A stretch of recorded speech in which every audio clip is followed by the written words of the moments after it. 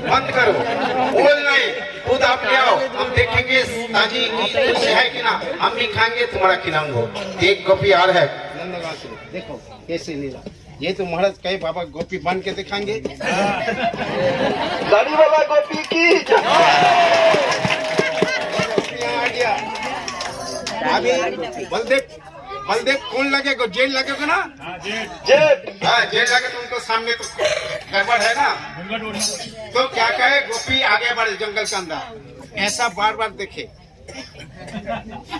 मेरा दाढ़ी मत देना। अंध में घूंघट खोले, अंध में टकटकी जानते हैं, फुल पावर आंखों, तब नहीं मिले, जब तेल लगाते हैं तब मिल जाता है। सब मिलके तेल लगाओ, अब दिन मिलेगा। बोलो काना,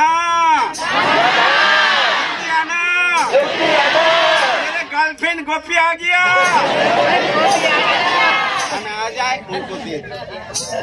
हाँ घूम घूम करे नंदगांव चले जाए। অনেকে বলেছিলেন আমরা প্রসাদ পাই নাই, প্রসাদ আর আসবে না। যারা প্রণাম করতে গিয়েছেন সবাইকে প্রসাদ দিয়েছেন, আমরা প্রণাম করতে যান নাই তাই পায়েন নাই।